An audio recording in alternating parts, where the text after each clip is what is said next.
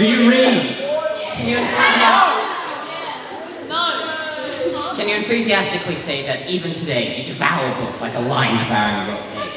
Perhaps you can't. Perhaps you're one of those people whose bookshelves are piled high with books you'll never read and who always complains about never having enough time to read anymore. Or maybe reading is just something that's never interested you. Well, whatever the case, we hope today to inspire you on your reading journey. Hello, Indro and Gerongo, and welcome to our TEDx talk. Let me just start by saying that we love reading, but with the constant increase in school, studies and outside commitments we've faced, we've found ourselves reading less and less. But recently we've been trying to change this, not only for our own enjoyment, but also for the development of our ever-growing brains. As Aristotle once said, speech is the representation of the experiences of the mind, and writing is the representation of speech. And this goes both ways. In the brain, language comprehension, e.g. reading, is controlled in a little space called Wernicke's area. Today we'll have Miller portraying this. Hi all, I'm Wernicke. I'm located in the posterior third of the upper temporal convolution of the left hemisphere of the brain, where that red dot is. And I'll be Broca's area, located in the cortex of the dominant frontal lobe. I'm in charge of speech production. Now, as brain areas, we have this little neural connection between us. For now, we'll have this charger represent the neural connection. This is what it would look like on someone that's never read before. It's small, it's weak, it's pathetic. There's not much going on here. But on the brain of a proficient reader, the neural connection will look something more like this. Imagine the amount of information this bad boy will be able to carry, and all thanks to a bit of reading. And with that out of the way, my name is Angus Kennedy. and my name is Miller Braithwaite. And today we're going to talk to you about the importance of reading and show you how it can be used to develop many critical 21st century skills, including Critical thinking, concentration, and stress management. Now, don't worry, we hear you.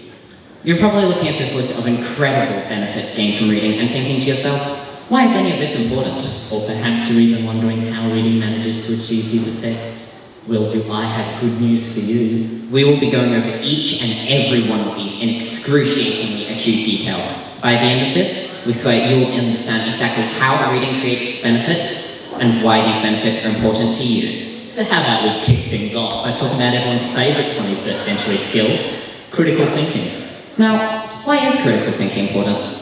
Well, misinformation has always been a huge part of the news cycle, and with the ease of posting online, this has only become more prevalent than ever. We had a friend tell us, plain seatbelts were there to kill you for insurance money. Misinformation is getting wacky, and people are believing it. Additionally, the rise of the internet has also led to a massive increase in conspiracy theories, many of which having significantly detrimental impacts both online and in real life.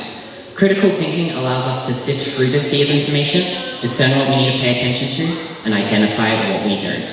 As online mental health journal Be Brain Fit puts it, critical thinking ensures your opinions are well informed and based on the best available facts. Critical thinking can also assist your professional skills, social skills, and your aptitude at academic writing. Who doesn't want to be apt at academic writing? In conjunction with this, critical thinking has also been proven to make you more receptive to new information, as well as increasing your empathy.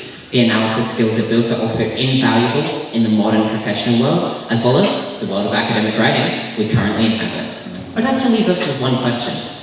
How exactly does reading build our critical thinking? Well, reading invites so many different new thoughts and possibilities into our brains. Think of the world of Lord of the Rings, full to the brim of imagination and innovation. Or how about the creativity and ingenuity of long-running book series such as The Series of Unfortunate Events? Or even the endlessly interesting books on dinosaurs that captivated so many of us as children. I love dinosaurs. But whether we read fiction or non-fiction, we're constantly being exposed to new ideas we've likely never encountered before. Every human has different thoughts, and reading and critical thinking allows us to step inside the heads of others and understand each other's unique perspectives. Wouldn't you want to identify and employ ideas and techniques of writers of the past, such as Harper Lee? Or how about astronauts such as Chris Hadfield? Or maybe even you want to get a better understanding of modern-day activists and philosophers like Malala Yousafzai or Abigail Gordon. All of this is imperative for strengthening our critical thinking. It has also been proven that, despite what you may think, even reading fiction is incredibly useful for developing our critical thinking skills. As online mental health journal Success Consciousness puts it, in fiction, we are constantly being exposed to new ideas. These ideas have themes that lie among them. Reading books with themes that challenge you and are relevant to society forces you to think deeper and more critically about the world we currently inhabit. Even so, reading non-fiction is still a hugely important pathway to building critical thinking. When we read non-fiction, while yes, we are given facts, the writer also weaves into the text the way that they understand these facts. It is then up to the reader to make their conclusions, assessing how the facts are put together and how the author has built up their arguments on this basis. This, surprise, surprise, is us practicing critical thinking in a way that is incredibly important for its development and enhancement. Because like any skill, the more you practice critical thinking, the more proficient you become.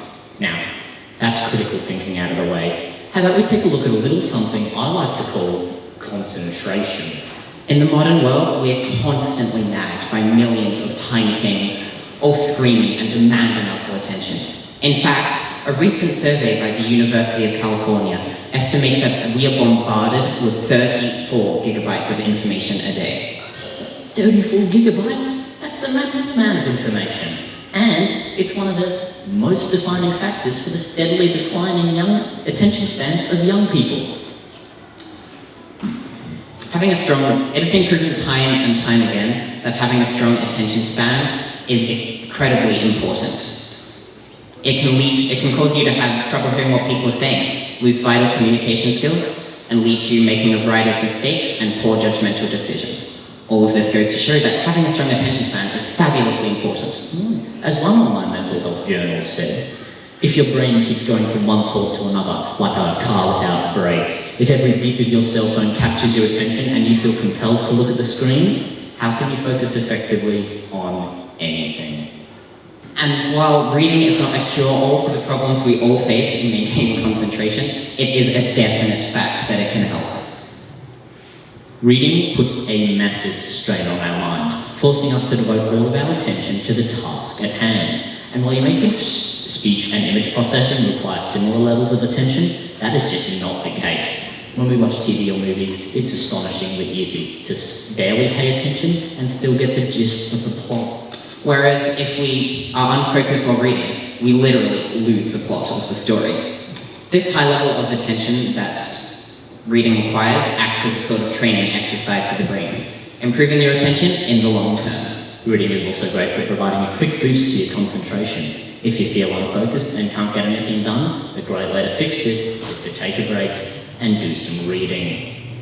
That's critical thinking out of the way, and that's concentration out of the way. How about we take a look at the most important thing reading does? It reduces our stress. The world is rapidly becoming a more stressful and nerve-wracking place. According to the Australian mental health organisation, Beyond Blue, over 1 in 4 Australians are currently living with anxiety.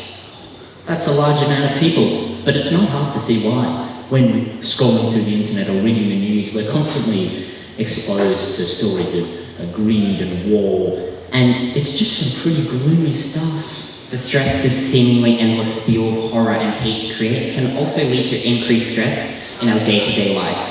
The impacts on our health are immense. High stress levels over an extended period can lead to breathing problems, High blood pressure, acid reflux, headaches and other body aches, anger, compromised immune systems, type 2 diabetes, anger issues, and fertility issues. And take it from me, one highly anxious person to a bunch of possibly highly anxious people, one of the best ways to deal with this stress is through reading. When we read, we're invited into a world where the focus is almost never on us. This is especially true with fiction, when oftentimes the world is very removed from our own. And as we stated before, reading requires 100% of your brain power, leaving none left to dwell on your toils and troubles. Another excellent cure for stress is a good night's sleep, and it has been proven that an exceptional way to improve your sleep is by reading a book before bed. With all these factors combined, a study from the world-renowned University of Sussex, states that reading can reduce your stress levels by 68% in just 6 minutes. This is by far the most effective way to reduce your stress.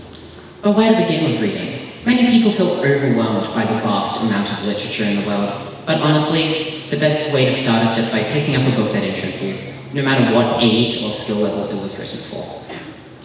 So, to end our talk, we'll recommend some of our favourite books to help you on your new reading journey. I'm going to start with The 100-Year-Old Man Who Jumped Out the Window and Disappeared. This book is really good. You follow the past and present of an exceptionally charming old guy who's unknowingly had a hand in many of the most important events throughout history. Give it a read. The Book Eaters by Sunyi Dean is a brilliant urban gothic fantasy about the horrible, self-destructive, inhumane things we do to protect those we love. It's a story about bodily autonomy, about the beauty of queer love, about the joy in escape, but most importantly, about the savage devotion a mother directs towards her children. The Secret Runners book in New York is the best apocalypse book because it's not a post-apocalypse book, it's a pre-apocalypse book. That's a lot more interesting. Maybe you think it's a lot more interesting. Give it a try. The Priory of the Orange Tree feels like a breath of fresh air in the modern world of tropey fantasy romances. With an endlessly immersive world, a cast of wonderfully deep characters, and a romance subplot where you can feel the intense love and respect these two women feel for each other, this book is a must-read for any fantasy fan. Anything by Matthew Riley or Michael Crichton is a must-read if you love fast-paced and intense action books, which I do. I especially recommend Ice Station Next and the Jurassic Park books. They're really good. And if full novels aren't your style, I truly can't recommend the manga series Shimeji Simulation enough. While it's a little weird and hard to describe, just know that it's especially funny, sweet, and thought-provoking. And with all that said, we thank you for being such a great audience and for listening to our TED Talk. Yep, we hope you enjoy your new reading adventure.